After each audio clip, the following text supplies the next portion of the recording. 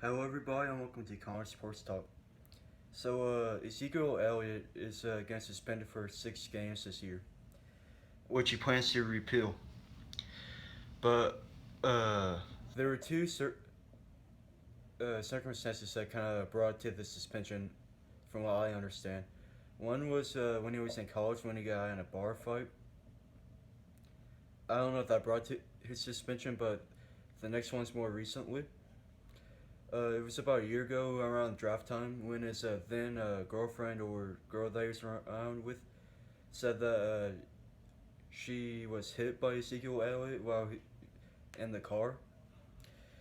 At the time, it was my believing that it was proven false and that the police dropped their search or they dropped their warrant for the arrest. But I don't know. Nobody really knows what happened. At least the public eye don't know. It's just speculation.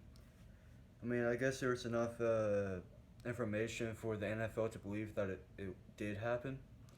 Because even though the police dropped their investigation, the NFL kept going on. And, well, I do not approve of domestic violence at all. I'm not the biggest fan of the NFL. Like, I personally believe when the police drop an investigation, the NFL should drop theirs too. Because it would make sense because I would think that the police have more, they would have better intel than the NFL. But with that said, I have no idea what really happened. And if he did actually beat her, yeah, I hope that the suspension stands or he doesn't play in the NFL again because there should be no tolerance for a man beating a woman, especially a NFL player who's I don't know how much he weighs or anything, but similar I can assume that he's up there and he's obviously very athletic and muscular, so he outweighs the woman quite a bit. So I mean, there's if he did actually hit her, there's no defense for that. But with that said, he gets suspended for 6 games. He is trying to repeal that, according to the NFL. But let's look at the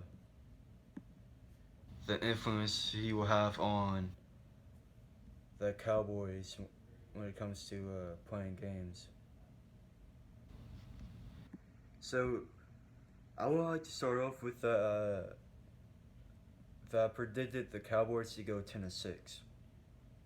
And the first 2 games against the Giants and the Broncos, I predicted them to lose anyway.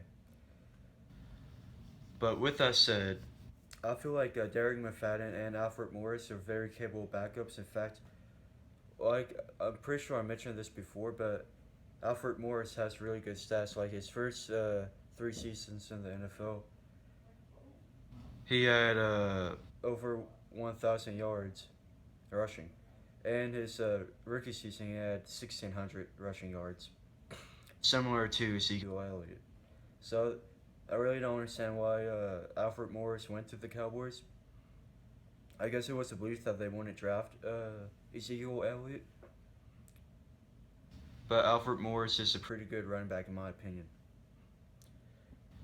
But yeah, so even before Ezekiel Elliott got suspended, I said that they would have lost to the Giants at home. Mostly due to the fact that I don't believe in the Cowboys' defense. Their pass rush is suspended for at least 4 games, or like on average 4 games.